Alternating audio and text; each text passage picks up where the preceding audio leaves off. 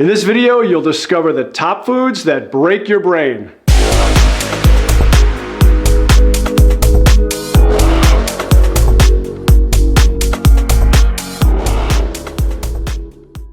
Hello and welcome to Total Health with Dr. Nick, where my purpose is to inspire, empower, and motivate you to live longer, healthier, and more abundant lives. And today's video is a great one because today we're going to talk about that master computer you have up here called your brain and what foods, unbeknownst to you, could be breaking it. That's right, they can cause brain damage and cause all kinds of brain fog, cognitive dysfunction, maybe Alzheimer's disease, many other problems, maybe even brain tumors that you're not even aware of. So make sure you watch to the end because you're going to want to make sure you get each and every one of these.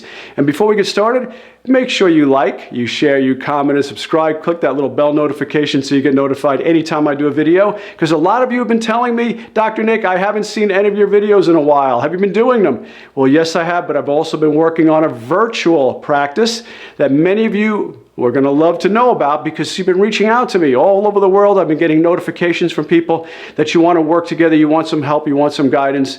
But now we can actually help you virtually with functional medicine. So check out our link down below. My contact information is in the link. Make sure you check that out and get in touch with us if there's anything that we can do to help you out, help optimize your health, maybe help you with some chronic disease or upgrade and elevate your health to more of elite status. Let us know what we can do to help you. Also, if you're looking for information about the ketogenic diet, the link for that is down below too, along with my cookbook. So let's go ahead and get started on the top foods that are breaking your brain.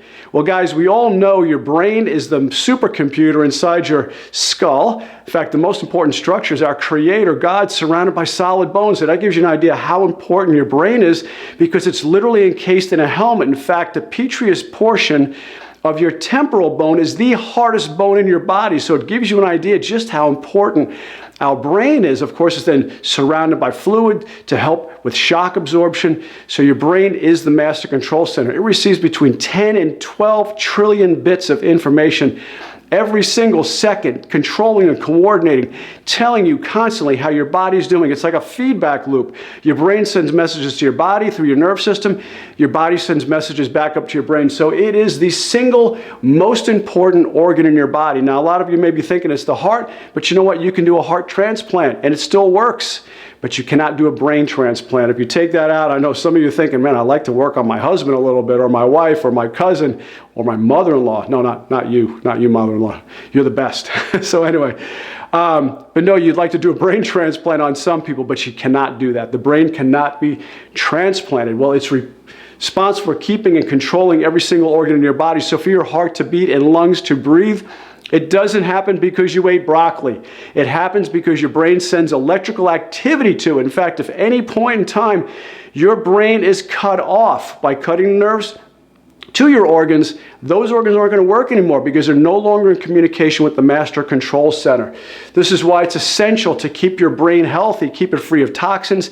And unfortunately, a lot of the foods that you're eating are causing toxicity to your brain. So let's jump in with number one. And this is probably the most common one because many of today's kids are consuming most of their calories with sugary drinks.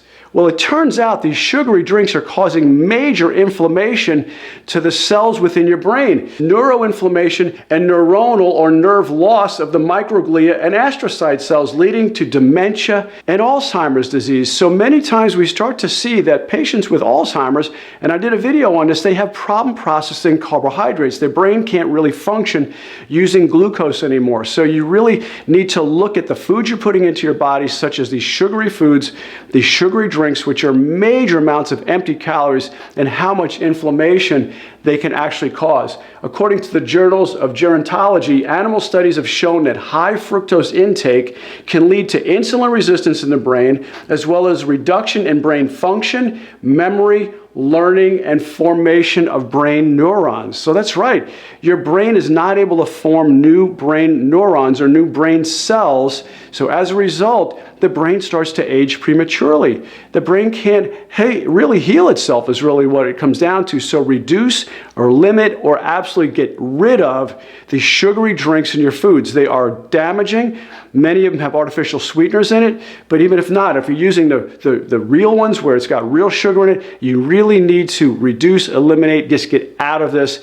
Stop drinking it. Number 2 is refined carbohydrates. We talk about that a lot in my videos because they're so damaging. There's so many different processed foods within these refined carbohydrates. It's not like eating a sweet potato where you're eating something that God created. And as I always say, eat things as close to the way God created it. So if you're going to have carbs in your diet, have things as close to the way God created it, like a sweet potato, or maybe rice or things like that, where it's a one ingredient food. But these refined carbohydrates have high glycemic index. That means it spikes your blood sugar. So GI, your glycemic index, is a load that a food puts on your body that actually raises your insulin levels, the glycemic index. This means your body digests them quickly, causing spikes in your blood sugar and in your insulin levels. And many times I've talked about this. People who age the fastest, the ones who get studied the most, are diabetics. So if you want to slow down your aging process, stop spiking your insulin so much with these refined carbohydrates. Research has shown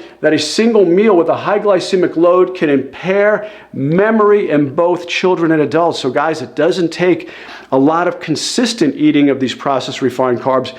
You can do it just with carbo loading of these dangerous kind of carbs. One study looked at elderly people who consume more than 58% of their daily calories in the form of carbohydrates and found that they had almost double the risk of mild mental impairment and dementia. So like I said, it really starts to create a problem with glucose processing within the brain, and it's leading to dementia and Alzheimer's disease. Another study found that children aged 6 to 7 who consumed diets and high refined carbs also scored lower in non-verbal intelligence. So the problem is this. Many times we look at this, and I've seen the commercials myself, we start to look at these foods that are loaded up with high fructose corn syrup, like our sugary drinks I just spoke about, or some of these types of foods, and we say, but you know what, it's made from corn, so it's got to be natural. God created it that way. This is not the same as the way God created it. This is not the same as corn on the cob. This is highly refined, high fructose, high sugar syrup. So these refined carbohydrates are also foods that you need to really reduce or eliminate from your diet. Stick to as close to natural as God created it. Next, artificial sweeteners. Now, I can't talk enough about artificial sweeteners and how damaging they are to the brain. I mean, they're linked with everything from seizures, grand mal seizures, to tumors, to heart disease, to cancers. I mean, these things are bad news. And I'm talking about the pink, the yellow, and the blue stuff. We're talking about the NutraSweet, basically the aspartame that's in the Equal, and the sucralose that's in the Splenda. Just because it's made from sugar, so it's just like sugar, that's a lie. This is made in a chemical laboratory. Splenda is basically where you take a hydrocarbon and you add all kinds of chlorines to it. So this is very, very dangerous stuff. It is very damaging to the body overall.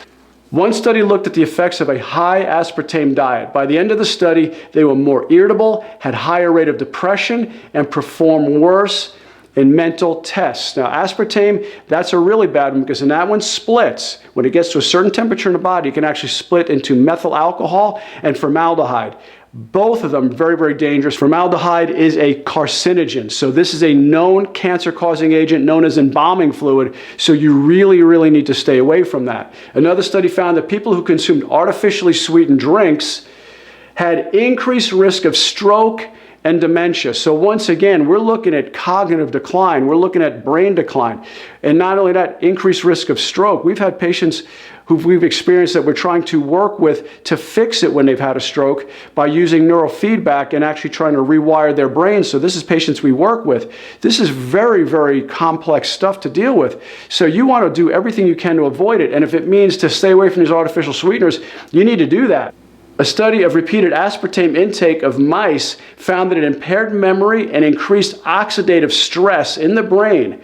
Another found that long-term intake led to an imbalance in antioxidant status of the brain. So the brain can't even cleanse itself. The brain can't even detox when you're taking in things like aspartame and these artificial sweeteners on a continuous basis over a period of time. And many of you are drinking these in a form of Coke Zero or these other, non-sweetened drinks. Well, they're sweetened with all this other dangerous stuff. I don't advocate drinking Coca-Cola and things like that, but I would almost rather have the regular sweetened one with, say, cane sugar than the ones that are sweetened with this. So you think you're doing a good thing. Meanwhile, you're creating a whole other list of problems. Not to mention, it's a proven fact that people who are drinking these sweetened drinks with these artificial sweeteners actually crave carbohydrates more. I've never seen a thin person really drinking these things. Typically, it's people who are overweight, so obviously it's not working. God created you to eat healthy, to eat whole, to shop the perimeter of the stores and stay away from the center aisles where all the highly refined processed junk is.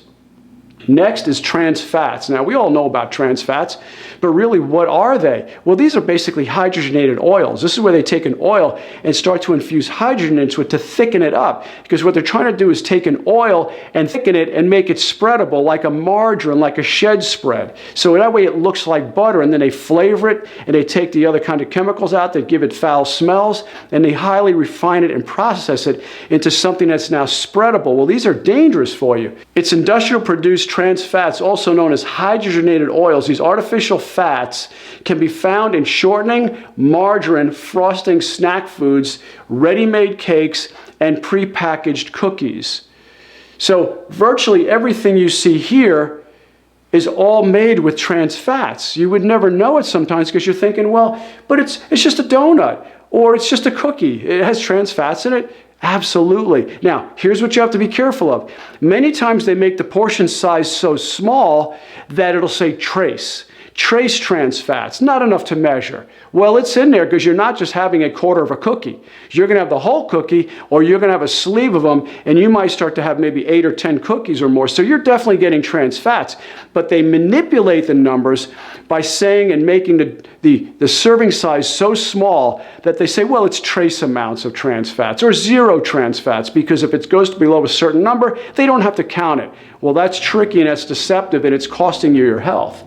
Studies show that people who consume higher amounts of trans fats have an increased risk of Alzheimer's disease, poor memory, lower brain volume, cognitive decline, heart disease, cancer, type 2 diabetes, and brain inflammation. So once again, stay away from anything with trans fats. Stick to the healthy fats that God created. It's funny, when our ancestors ate fats when they lived on a farm and they maybe had lard or beef tallow or whole eggs, and oh my gosh, their cholesterol should have been through the roof. But there were lower incidences of heart disease and cancer and diabetes back then, not compared to now, where we have these overly processed, refined trans fats and carbohydrates and so on. Next is gluten. Now, I know a lot of you are thinking, well, I don't have a gluten sensitivity because, I don't bleed out of my rectum. I don't bleed when I take a poop. I don't have, irritable bowel syndrome or colitis or irritable bowel, things like that. But you could still have a gluten sensitivity, even though you're not tested for, say, celiac. Your gluten sensitivity can cause bloating. It can cause brain fog and things like that. So pretty much everybody has a gluten sensitivity because the gluten of today is not the same as the gluten of our ancestors. Our ancestors had a very different type of gluten.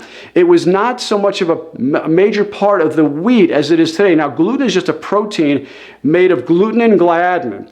That's really what comes together to make gluten, okay? So gluten is a term for the proteins that are found in wheat: semolina, spelt, farina, and barley. So it's in a lot of different things. Gluten acts as the glue that helps maintain the food's shape and consistency. So for example, when you're watching somebody in a pizzeria, especially if you're from New York or New Jersey, and you're watching them open it up, and next thing you know, the pizza's this big. When it started off as a little ball like this, that elasticity, that's the gluten. That's what gives it its texture. So in some ways, gluten is good as long as it's not manipulated too much. Wheat has been shown to cause leaky gut, celiac disease, allergy reactions, and even brain fog. Now, something that most people don't realize when it comes to eating bread or eating wheat is this. So even if it's not just the gluten in the bread, sometimes the wheat itself, when it breaks down, and researchers found that when they took the wheat and they broke it down in a chemical laboratory, it broke it down into something called gluteomorphine. Okay? Gluteomorphine means basically a gluten and morphine, an exogenous morphine. So an endogenous morphine is the morphine that we have inside our bodies. An exogenous morphine is a morphine type molecule that we get outside of our bodies. And this actually made something that researchers called gluteomorphine. What they found was this gluteomorphine bound to the same receptor sites in their brain as heroin and opium do, right over here.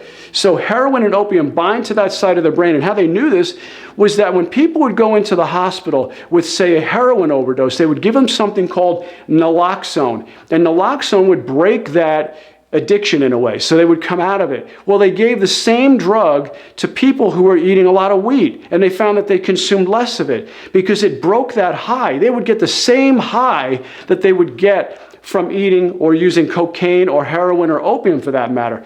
So what happens is, and I hear this all the time, patients will come in and say, Dr. Nick, you know what, I'm not into the sweets, I don't have a sweet tooth, I don't eat cakes and I don't eat cookies and pies, I'm not into that. But my bread, I just can't stop eating the bread. And the reason is because you're high on it. You're addicted to it. You start to go through patterns in your day where you're eating certain things like a muffin or a sandwich, and you get that high, and then you start to come down and crash, and then you go back down to the vending machine and get another muffin or a Twinkie or something you brought, and you start to go back up again. So you'll have these highs and lows all day long simply because you're addicted to these wheat-type products. Heavy metals is another one.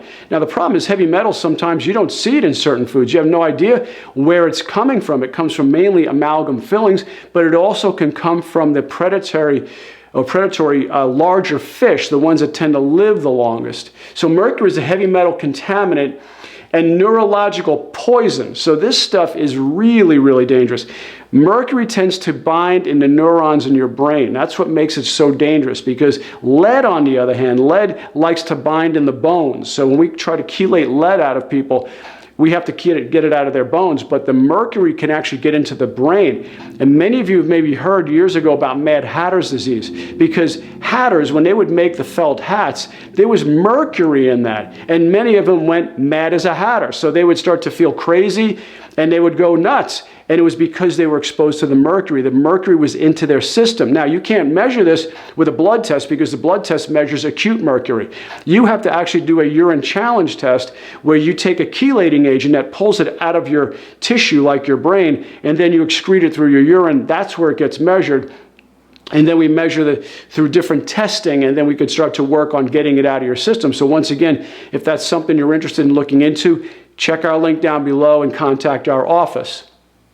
After a person ingests mercury, it spreads all around their body, concentrating in the brain, liver, and kidneys. In pregnant women, it also concentrates in the placenta of the fetus. Now, lead, for example, lead can be passed down through 4 generations. So if someone used lead, or not that they used lead, but it was in maybe their pipes of their house, it was in some cans that they used for packaging, that's how it gets into your food. It used to also be in paint, and we always saw the commercials, don't eat paint chips. Well, I don't know too many kids who did, but it might have been in the drinking water because it was coming in through the pipes.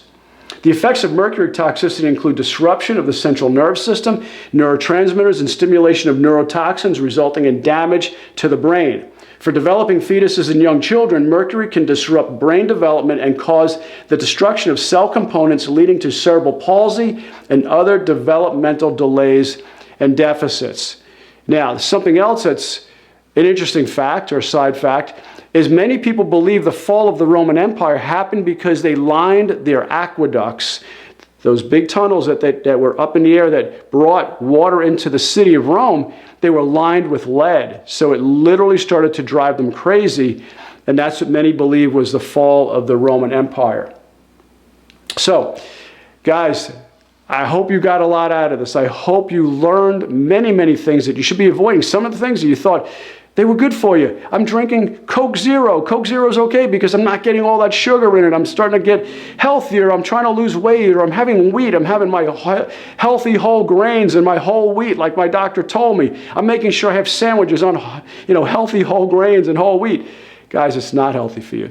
So all these foods you need to avoid. Shop the perimeter. Like I always say, the best thing we can do is eat according to the way God created us to eat. Eat things that don't have multiple ingredients. Now, you can combine things. That doesn't mean you can't take two things and combine it together, like take a salad of carrots and cabbage and onion and lettuce and combine it together. That's multiple ingredients.